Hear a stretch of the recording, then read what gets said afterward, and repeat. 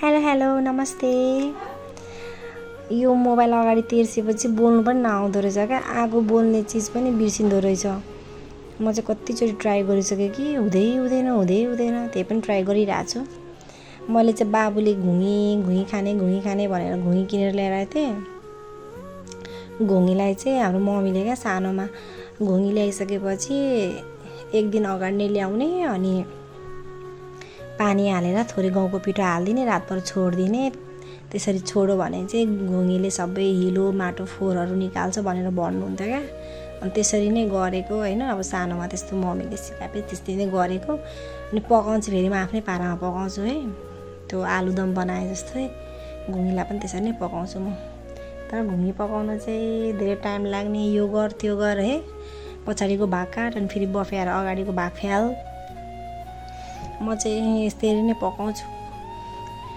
प्याज लसुनहरू चाहिँ मजाले पकाएर रातो भएर पकाइसकेपछि जिरा अनि अदुवा लसुनको पेस्ट अनि टमाटर हर्दी नुनहरू हालेर मजाले एकछिन रातो हुने गरी पकाउँछु।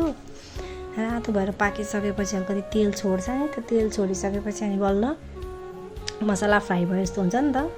अनि घुँगी हाल्छु अनि घुँगीलाई एकछिन भुट्छु। अनि त्यो घुँगीमा रहेको पानीहरू मर्छ होइन।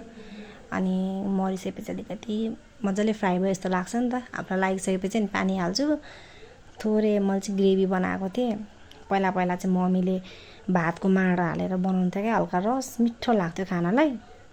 अनि मलाई चाहिँ ग्रेभी खानु मन लागेर ग्रेभी नै बनाएको थिएँ।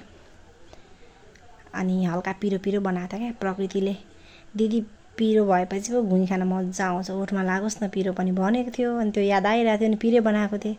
म त बाबुले खाँदैन होला भनेर डराइरहेको थिएँ, तर बाबुले पनि मिठो मानेर खायो। उसले चाहिँ आफै तानेर खायो हिजो घुँगी, मिठो भयो मामु भन्दै थियो। अनि मैले पनि खाएँ, बाबुले पनि खायो। बाबुले खाएको देखेर चाहिँ खुसी लाग्यो, उसलाई खानु मन पनि लागिरहेको थियो, खायो पनि। Thank you.